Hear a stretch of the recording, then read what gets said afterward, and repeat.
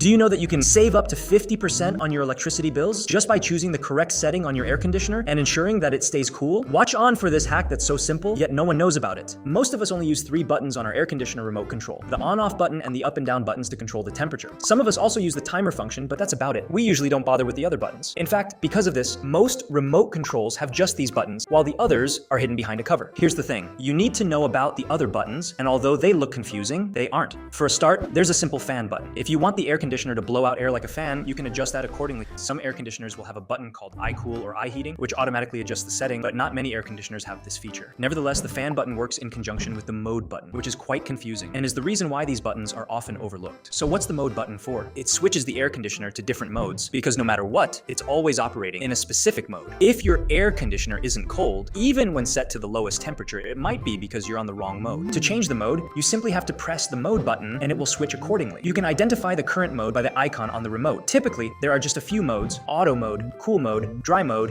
and fan mode. In auto mode, you let the air conditioner decide which mode to use based on the conditions in the room. This usually works fine, but you won't have control over which mode it's on. It's kind of like driving an automatic car compared to a manual car. In cool mode, the air conditioner strives to maintain the temperature you have set. Without delving into the mechanics, you should know that to keep the room at a certain temperature, it requires strong fans and a compressor, leading to higher electricity bills. While it consumes more electricity, it keeps the room cooler by striving to maintain the set temperature. In dry mode, the unit removes humid air from the room instead of blowing in cool air. Think of it as sucking out the hot, humid air to lower the temperature rather than blowing in cold air. Since this mode doesn't require much energy to remove hot air, it is usually more economical. Lastly, the fan mode simply blows out air. Yes, you will hear very strong gusts of wind from the unit, but what you get is just air.